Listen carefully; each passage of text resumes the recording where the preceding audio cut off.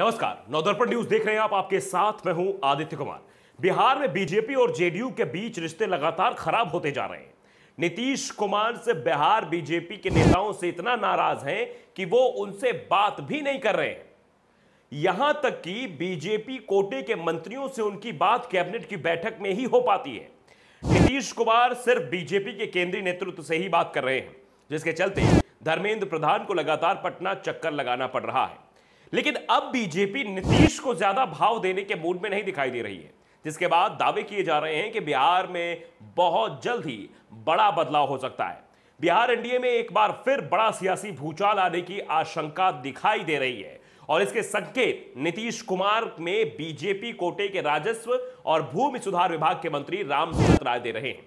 वो नीतीश कुमार पर भड़के हुए हैं। मंत्री जी गुस्से में तमतमाए हुए हैं और ऐलान कर रहे हैं कि उनके मंत्री रहने का कोई फायदा नहीं। जब मंत्री का कोई स्वतंत्र अस्तित्व ही नहीं है, वहां विभाग चलाने से कई फायदे नहीं है। रामसूरत ने कहा कि अब विभाग चलाना बेवकूफी है, अब वो जनता की कोई शिकायत नहीं सुनेंगे, जनता दरबार भी नहीं लगाएंगे। मंत्रियों विधायकों से भी कह दिया है कि अगर काम कराना है तो मुख्यमंत्री नीतीश कुमार के पास जाएं, क्योंकि मंत्रियों के पास कोई अधिकार नहीं है, सारे अधिकार सिर्फ मुख्यमंत्री के पास है। नीतीश कुमार पर तंज कसते हुए रामसूरत यहां तक कह गए कि लोकतंत्र में कोई भी पद बपौती नहीं होता। दरअसल बिहार के राजस्व और भूमि सुधार मंत्री रामसूरत राय ने 30 जून को बड़े स्तर पर तबादला कर दिया, जिनमें 110 से ज्यादा अंचला अधिकारी, बंदोबस्त पदाधिकारी, चकबंदी पदाधिकारी समेत प्रभारी पदाधिकारी भी शामिल थे। लेकिन इन तबादलों को लेकर शिकायत मुख्यमंत्री नीतीश कुमार तक पहुंच गई। दावा किया गया कि तबादला प्रक्रिया में जमकर गड़बड़ी हुई है, नियमों की धज्जियां भी उड़ाई गई हैं। शिकायत भ्रष्टाचार को लेकर भी की गई। नियम के अनुसार अंचलाधिकारी का तबादला अंचल में 3 साल का कार्यकाल पूरा होने के बाद किया जाता है, लेकिन इस बार वैसे लोग भी सूची में शामिल थे जिन्होंने एक अंचल में 3 साल का कार्यकाल पूरा नहीं किया है। कई नाम तो ऐसे थे जिनका कार्यकाल 2 साल भी नहीं हो पाया था।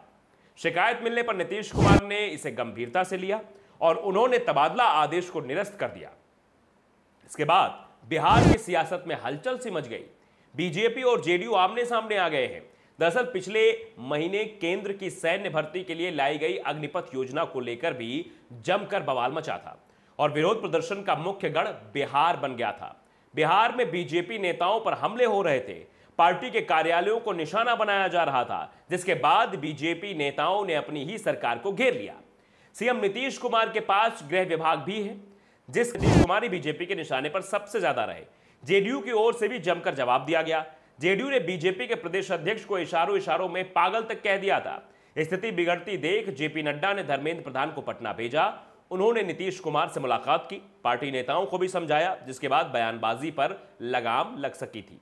लेकिन बीजेपी और जेडीयू नेताओं के बीच मनमुटाव की आग अभी भी धधक रही है। बीजेपी और जेडीयू के बीच चल रही तकरार में आरजेडी भी मौका ढूंढ रही है। आरजेडी के प्रवक्ता मृत्युंजय तिवारी ने कहा कि सरकार में भ्रष्टाचार चरम पर है। बीजेपी और जेडीयू में कहीं भी तालमेल नहीं है, जिसका प्रभाव सरकार पर दिखाई दे रहा है। तबादलों को लेकर कुछ भी गड़बड़ी हुई हो, जिस कारण से नीतीश कुमार ने इतना बड़ा कदम उठाया, दोनों के बीच क्या चल रहा है वो सामने आ चुका है। नीतीश कुमार अब ज्यादा समय तक सीएम नहीं रह पाएंगे, इस बात की भी चर्चा अब बिहार में होने लगी है। तो नवदर्पण न्यूज को अगर आपने सब्सक्राइब नहीं किया है, सब्सक्राइब कर लीजिए, बेल आइकन दबाइए ताकि सच खबरें आप तक पहुंचती रहें। नमस्कार।